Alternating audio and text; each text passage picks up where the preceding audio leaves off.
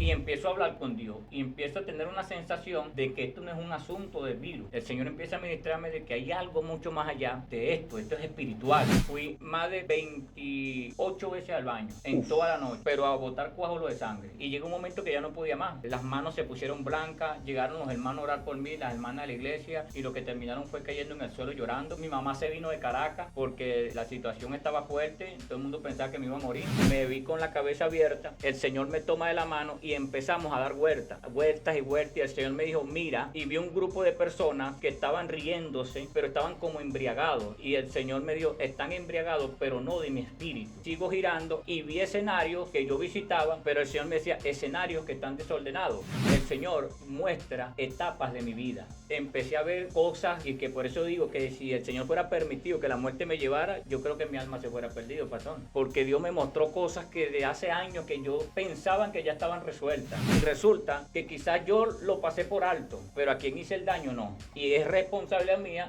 buscar la manera de sanar esa situación, porque esa persona, me imagino yo, deduciendo yo, que esa persona quizás me veía y lo que hacía era maldecir, lo que hacía era que el nombre de Cristo, por causa de lo que yo hice, era blasfemado, y me llevó a pensar, bueno, ¿cuántas personas en la iglesia hoy en día no andan así? Que hemos causado daño, pero no hemos buscado la manera de sanar esa situación.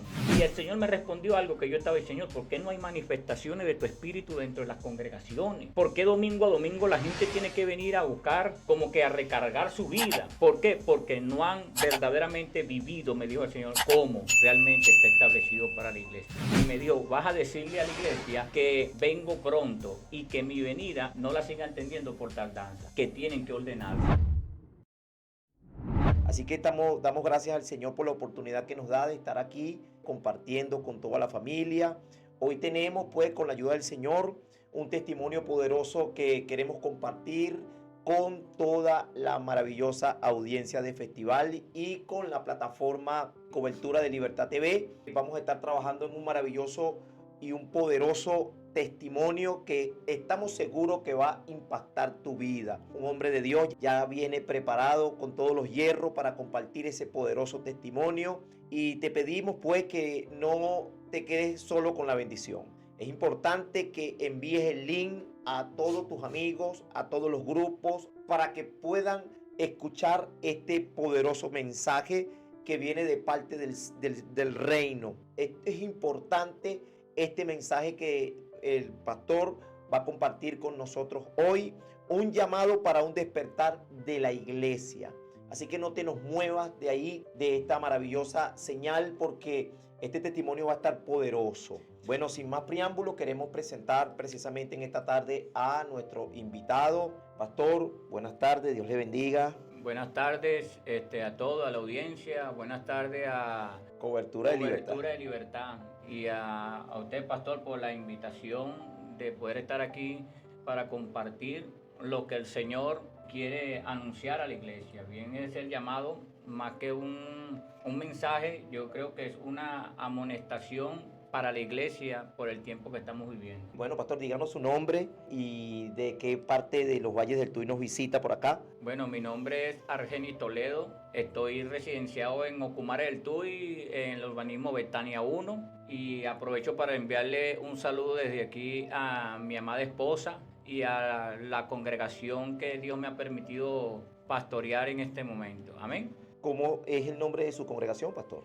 La congregación se llama Centro Cristiano Familiar, La Plenitud de Cristo. Pastor, cuéntanos algo. ¿Cuánto tiempo ya tienes pastoreando? Bueno, aquí en Ocumare del Tuy tengo 15 años sirviéndole al Señor como pastor en ese urbanismo, pero anteriormente yo pastoreaba porque yo conocí al Señor fue en la cárcel. Dios me hizo el llamado allí, fui bautizado, pero después de cierto tiempo el Señor me permitió pastorear la iglesia Liberada en Marcha, Hechos 2.1 en el Rodeo. Pastor, fíjate, me cuentas que tienes 15 años pastoreando, pero hay algo interesante. Esos 15 años que tienes pastoreando engloban el tiempo que tuviste en el rodeo y estando afuera, o solamente estamos hablando de los 15 años que estás pastoreando afuera? Generalmente tengo 23 años sirviéndole al Señor. Ajá, o sea que estos últimos 15 años Yo he estado aquí en Ocumare. estado pastoreando allí. Pastor, ¿cuántos hijos? ¿Tu esposa? Cuéntanos un poquito de eso.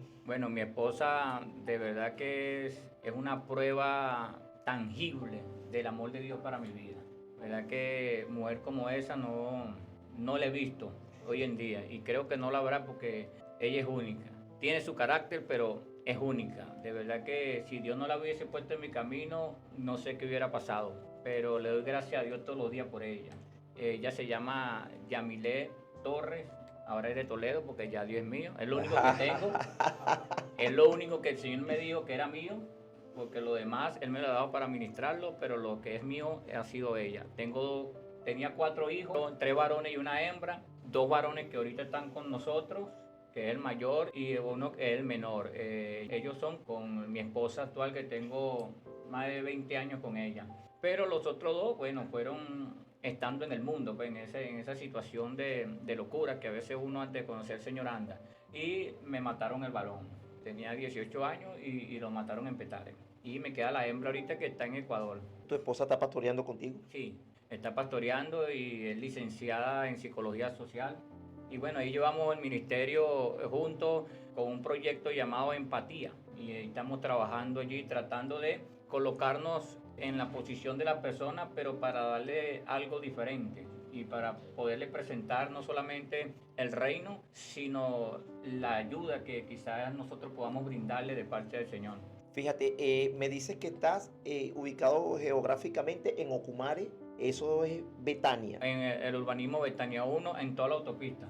Antes de entrar a Ocumare, donde está lo que se conoce como el Llenadero de Gas, te va a la pasarela como a 50 metros está la iglesia. Y la iglesia está ubicada dentro del Dentro del urbanismo. urbanismo, en toda la entrada del urbanismo, a 50 metros de la entrada. ¿Y cómo te va ahí, pastor? ¿Cómo es la receptividad de las personas? El comienzo de allí, ese urbanismo, hermano, fue fuerte. Eran enfrentamientos torre con torre, donde vi pastores haciendo éxodos completos de toda la congregación porque no aguantaban la presión, no aguantaban.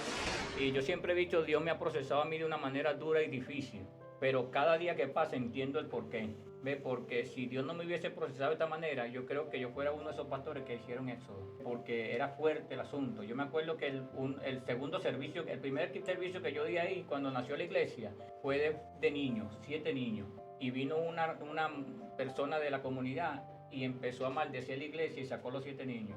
Uf. Yo empecé el proceso ahí predicando solo, predicándole pura silla vacía.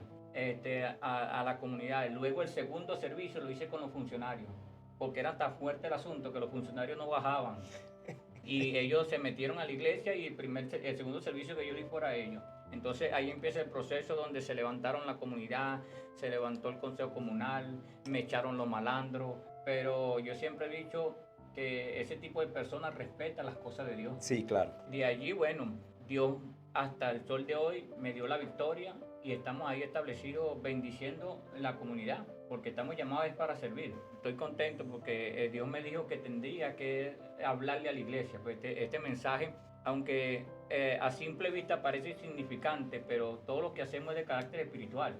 Y esto, como somos seres espirituales, esto tiene mucho más que una simple palabra. Esto tiene una trascendencia poderosa de la realidad en la cual la iglesia está viviendo. Ahora, fíjate, pastor, todo el proceso, según lo que hemos hablado, comenzó con un problema de salud. Sí. Sería bueno que nos comentaras, que comenzáramos desde ese punto, para que la audiencia y todos sepamos cómo comenzó el proceso. Fue un proceso de salud bastante fuerte. Cuéntanos de eso. Bueno, yo siempre he sido procesado en salud. Incluso una vez fui desechado por la ciencia médica por un problema que tuve en los pulmones, una tuberculosis crónica, pero bien, todo normal. Y ahorita siempre he estado medicado porque tengo un problema en la lumbar, en la columna. A través de un pequeño tumor que había salido allí, he estado procesado en eso. Pues. Yo sé que es considerado como un tipo de aguijón, pero yo sé que Dios me ayuda. Pero hace 5 semanas, como te comenté, sabes que hay una virosis, hay un cierto virus por allí. Además de pastorear, trabajo en el Ministerio de Educación como analista. Y las compañeras de trabajo, todas tenían ese virus, todas estaban enfermas. Y yo un día jueves, no miento, el miércoles le digo a ella, oye, pues toditas están enfermas, ¿vale? Yo no sé qué van a hacer. Y una de ellas me dice, tú pareces inmortal porque a ti no te afectan los virus. Y yo le dije, los virus me tienen miedo. El jueves yo llego, pero yo me siento como con cierto malestar. Y digo, oye, me siento como con fiebre. Pensé que ellas me habían contagiado del virus. Y bien, me tomé una acetaminofén y me fui a la casa. La fiebre no se bajó en ningún momento y toda esa noche la pasé en el baño. El viernes amanecí todavía con un malestar estomacal y con vómitos.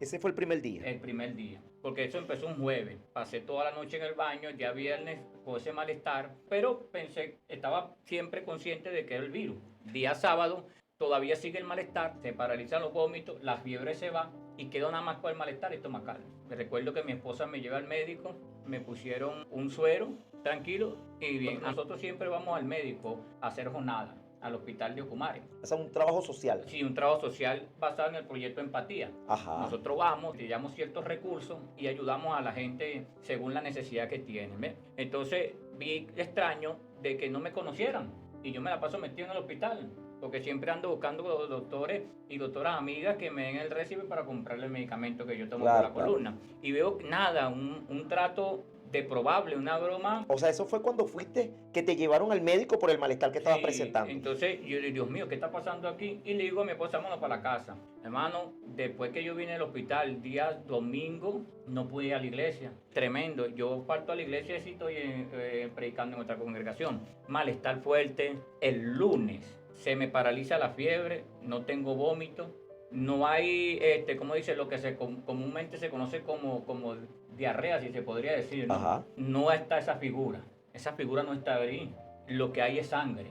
Empiezo a evacuar sangre y Dios mío, me preocupé en cierto modo, pero pienso todavía que es producto de las cosas. Toda la noche, malestar. El día martes deciden llamarme al hospital. O sea, ya llevaba, porque estamos hablando de que el proceso comenzó el día viernes.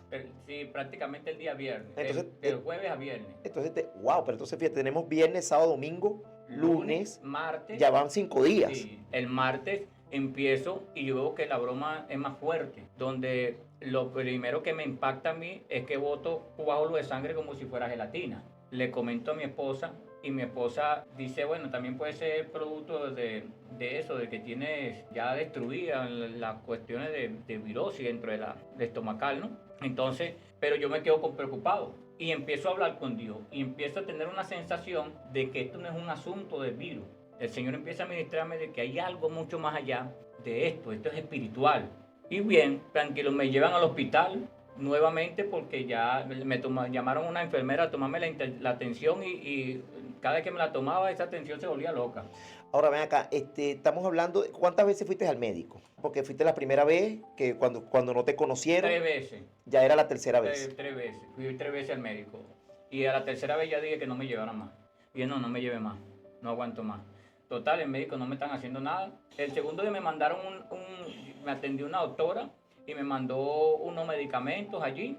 Y bueno, empecé a tomarlos, pero nada. Eso era fuerte. Le digo que el día jueves las cosas se tornan peores.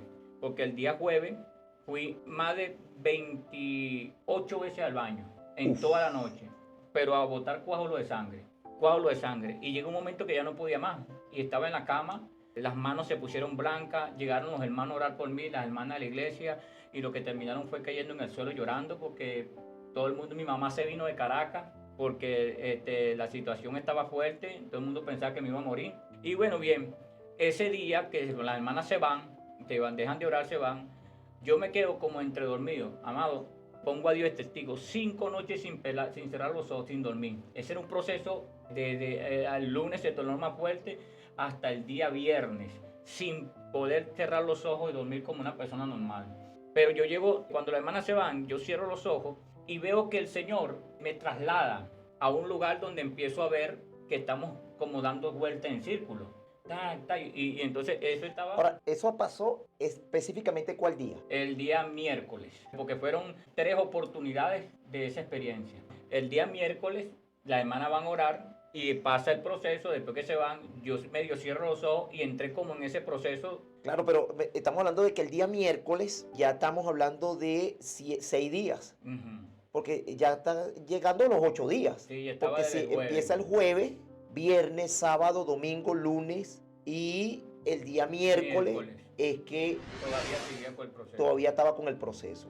Ahora bien, hay algo que me llama la atención y es cómo es que la visión no se da en el momento porque se pudo haber dado la visión en un día señalado que te hubiese acostado y yo te hubiese mostrado una experiencia normal.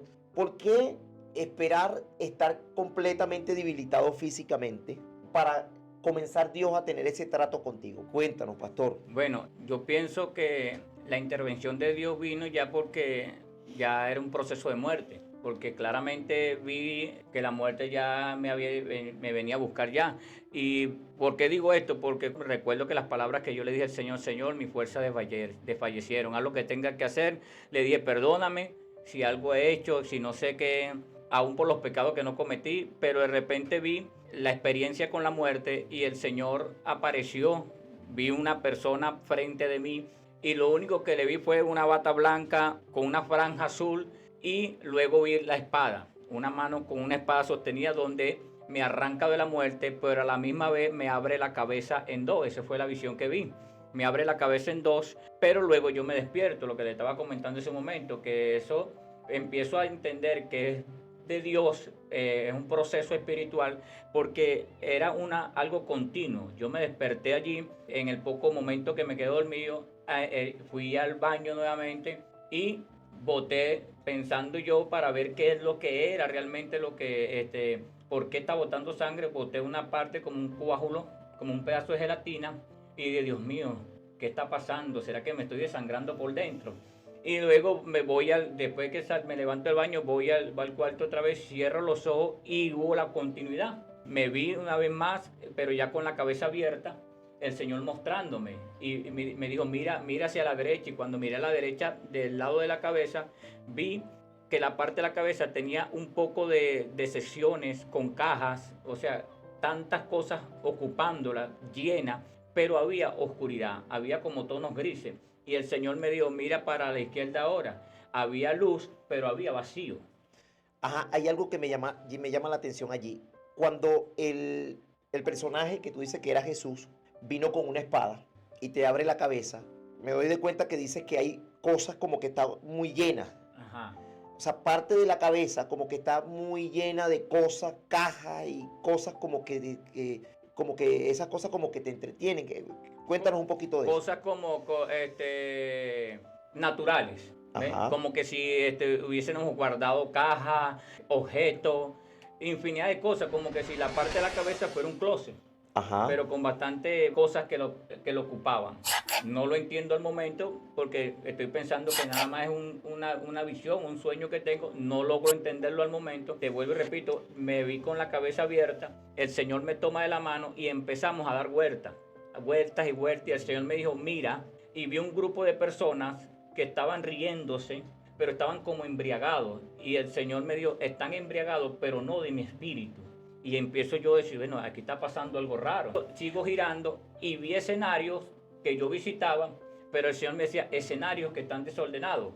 Bien, me despierto una vez más y ese era, cada vez que me abría los ojos, era darle para el baño. Al cuarto día, me recuerdo yo, ya era jueves, vengo yo y vuelvo a tener una experiencia, pero en esta experiencia el Señor muestra etapas de mi vida. Estamos dando vueltas y me dijo, mire, cuando miré hacia arriba, empecé a ver cosas desde ahí, y que por eso digo que si el Señor fuera permitido que la muerte me llevara, yo creo que mi alma se fuera perdido, pastor. Porque Dios me mostró cosas que de hace años que yo pensaban que ya estaban resueltas. Ahora, una pregunta, pastor, porque alguien está preguntando, bueno, eso tiene base bíblica. ¿Hay una base bíblica para mostrársela a la audiencia? Pues, claro que sí hay una base bíblica, pastor, y por eso entiendo que es un mensaje para la iglesia realmente de alerta. ¿Por qué le digo esto? Porque una vez que el Señor me empieza a mostrar etapas de mi vida, el Señor me dijo que la iglesia tenía su venida por tardanza. Y me dijo, vas a decirle a la iglesia que vengo pronto y que mi venida no la sigan entendiendo por tardanza, que tienen que ordenarse. Y cuando automáticamente me dice la palabra tienen que ordenarse, me viene a la memoria el texto de la palabra del apóstol Pablo a la iglesia de los Éfesos, en el capítulo 5, versículos 16 y 17, que habla sobre, mirad con diligencia cómo andéis, no como necios, sino como sabios y entendidos. Pero viendo en una versión me llama mucho más la atención porque esto yo no lo dejé ahí. Yo empecé a buscarle sentido a lo que Dios me estaba mostrando y por qué yo tenía que decirle a la iglesia que Cristo viene pronto, que han tenido su venida por tardanza. Cuando yo le nombro esto, empiezo yo a buscarle la forma del mensaje que Dios quiere hablarle. Entonces, ¿qué es lo que pasa? Veo en una nueva traducción, investigando, el apóstol Pablo dice también en esta traducción, mira cómo están viviendo. Y cuando yo veo esa palabra, automáticamente causa una alerta en mi vida. ¿Por qué? Porque lamentablemente el testimonio que la iglesia ha dado, hay que reconocer que no ha sido muy bueno. Hay que reconocer que como iglesia hemos dado un testimonio terrible. Y como iglesia también hemos caminado de una manera muy desordenada. El Señor me decía, en medio de esta experiencia, hablan de unidad, pero no están unidos. Ahora, fíjate, hay dos cosas importantes allí que tenemos que tomar en cuenta. Primero, porque entiendo que la visión se da en dos partes. Una parte que tiene que ver con una parte personal tuya. Sí.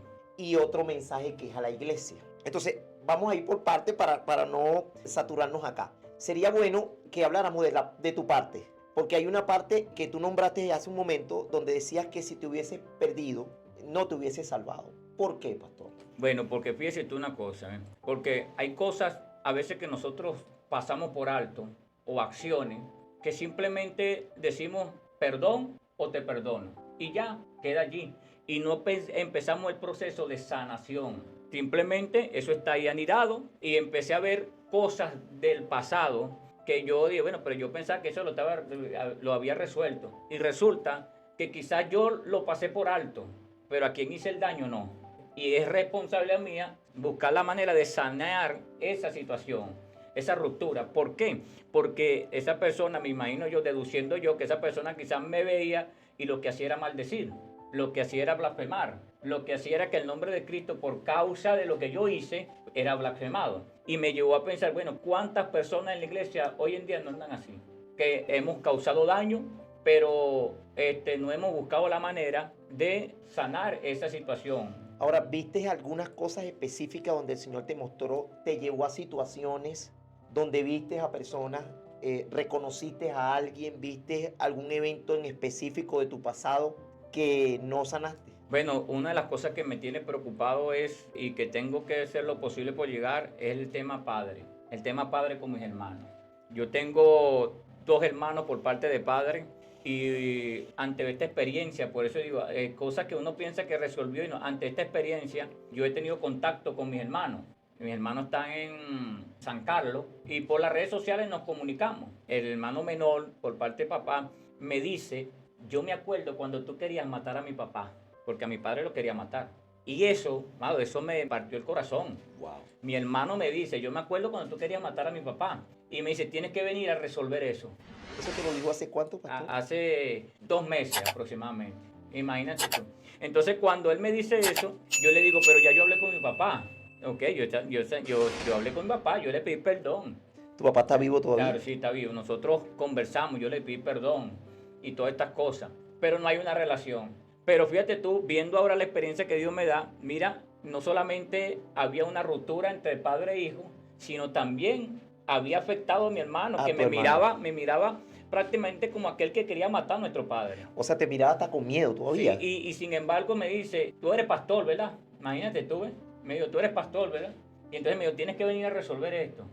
Por eso es que cuando veo esa parte que Dios me empieza a mostrar, donde me muestra relaciones con mi familia, también en las escenas que yo estaba viendo, el Señor me dijo, tienes que considerar seriamente cuáles son las fuentes de tu alimentación. Eso no estaba hablando de comida, estoy hablando en términos espirituales. Amado, cuando yo me recuperé, lo primero que hice fue vaciar mi Facebook, vaciar mi teléfono, empezar a cortar con amistades que yo sé que no estaban beneficiando mi vida, yo sé que no estaban alimentando nada, y empezar a ordenar cosas ahí mismo dentro de mi casa, que uno piensa que están bien y resulta que no están bien. Por eso es que cuando yo voy a la palabra, los apóstoles estaban bien preocupados, no en la forma que si predicas bien o que es lo que se ve hoy en día. Claro. Como, ay, que mira, tremendo mensaje. No, eso no es, eso es irrelevante, amado, ante lo que Dios quiere realmente la posición de la iglesia. Eso es irrelevante ante lo que Dios quiere que nosotros verdaderamente consideremos lo que nos ocupa como iglesia del Señor. Entonces, ¿qué es lo que pasa? Que nosotros tenemos que tener cuidado cómo estamos viviendo. Lamentable o no lamentablemente, es imperativo que cada persona que ha nacido de nuevo, cada persona que conoce al Señor, considere cómo está viviendo realmente. Y eso es lo que el Señor quería. El Señor primero me dijo, mira, examina cómo estás viviendo. Por eso que te digo, estamos viviendo un tiempo donde nosotros tenemos que ver o considerar una evaluación, pero no colectiva, pastor. Una evaluación interna. Una evaluación personal de cada ministro, llámese pastor, evangelista, maestro, apóstol, profeta, nuevo creyente, bautizado, todo aquel que ha recibido a Cristo y ha caminado con Cristo, tiene que diariamente ir evaluando su vida, cómo está respondiendo a las situaciones que nos están viviendo. Respondemos con fe, respondemos con amor, respondemos con unidad, porque el Señor me decía, mira, hablan de unidad, pero no estamos unidos. Y esto no es unidad. Mira, el Señor me mostró al lado del grupo de gente que yo te dije que estaban como embriagados, pero no del Espíritu, porque eso me lo dijo el Señor. Están embriagados, pero no de mí. Y habían dos personas, el Señor me dijo, tienen años yendo al mismo lugar y no se conocen. ¿Ah? Y usted como pastor no cree que eso realmente está pasando. Personas que viven y van a la misma congregación, pero no se conocen. ¿Ve? Siempre hay un grupito, pero no hay esa interacción realmente como cuerpo de Cristo. Y el Señor me respondió algo que yo estaba diciendo, Señor, ¿por qué no hay manifestaciones de tu espíritu dentro de las congregaciones? ¿Por qué domingo a domingo la gente tiene que venir a buscar como que a recargar su vida? ¿Por qué? Porque no han verdaderamente vivido, me dijo el Señor, cómo realmente está establecido para la iglesia. Él me dijo, hay personas, pastor, que pretendemos nosotros, porque eso nos incluye a todos nosotros, porque somos responsables. Claro. Pretendemos arreglar matrimonio y el de nosotros está destrozado. Sí. Pretendemos arreglar familia y la de nosotros está destrozada. Ahora, ministro de Dios, fíjate, hay algo interesante ahí que no quiero que se me pase por alto. Y es que hablábamos de esas relaciones rotas de familia, padre, hijo, madre, relaciones de esposo, esposa, por cuestiones de heridas no sanadas, pleitos que se dieron hace mucho tiempo. Es necesario recordarle a esa audiencia maravillosa la importancia de eso, la importancia de poder ordenar, restaurar esas relaciones que por alguna otra razón se quedaron ahí. Eso no ha visto una conversación, no ha visto un reencuentro, una restauración de esa relación, no sé, cada quien dividido. Y ahora que estamos dentro de los caminos del Señor, no somos nosotros los que tenemos que dar ese primer paso para restaurar esas relaciones. Pastor, ya va, y un momentico, quiero que también la audiencia entienda algo importante. ¿Ven? Esto no se trata de ir a una regresión. No, claro. No. Esto se trata de que nosotros no podemos pretender que nosotros hagamos un daño y nada más con un simple perdón se resuelva. No podemos pretender eso. Y eso es lo que nosotros por años hemos caminado. Hay personas que de repente hicieron daño, pero de repente se para y pone la cara fresca como que sin nada. Sí. Pero no hay una preocupación de cómo está ese corazón. Cómo nosotros, bueno, está bien, me perdono, la gente acepta el perdón, pero no hay una sanación.